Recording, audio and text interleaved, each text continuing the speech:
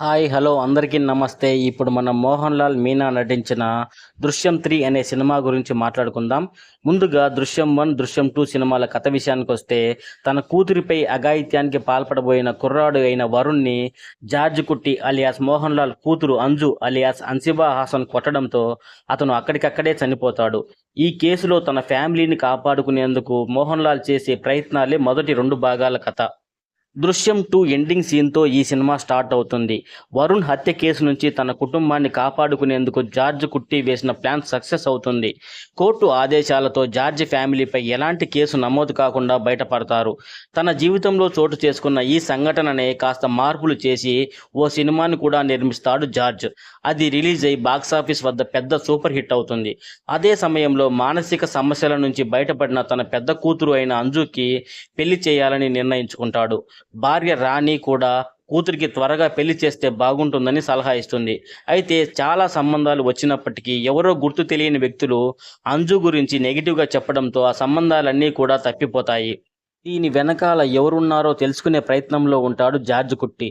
మరోవైపు ఎట్టకేలకు కూతురికి ఒక పెళ్లి సంబంధం కుదురుతుంది. ఒక ఎన్ఆర్ఐ సంబంధం ఓకే అవుతుంది.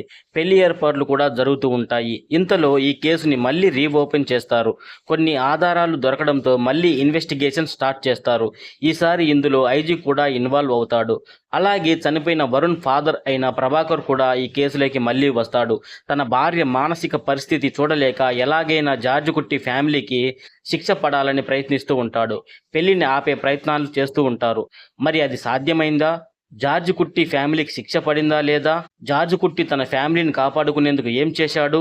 ఈ కేసులో ఎలాంటి ట్విస్టులు చోటు చేసుకున్నాయి అనేది మిగిలిన కథ. అనుకోకుండా జరిగిన ఒక హత్య కేసు నుంచి కుటుంబాన్ని కాపాడుకునేందుకు పెద్దగా చదువుకొని ఒక మధ్యతరగతి వ్యక్తి ఏం చేశాడు అనేది దృశ్యం సినిమా యొక్క స్టోరీ లైన్. ఈ ఒక్క స్టోరీ లైన్తోనే ఇప్పటికే 2 పార్ట్లు తీసి హిట్ కూడా కొట్టాడు దర్శకుడు అయిన జీతూ జోసెఫ్. అయితే మొదటి 2 భాగాలు ఉన్నంత ఇంట్రెస్టింగ్గా ఈ సినిమా లేదనే చెప్పాలి. ఈ సినిమా ఫస్ట్ హాఫ్ అంతా చాలా స్లోగా సాగుతూ మన సహనానికి పరీక్షలాగా మారుతుంది. ఇంటర్వెల్ సీన్ సెకండ్ హాఫ్ పై కాస్త ఇంట్రెస్ట్ను పెంచుతుంది.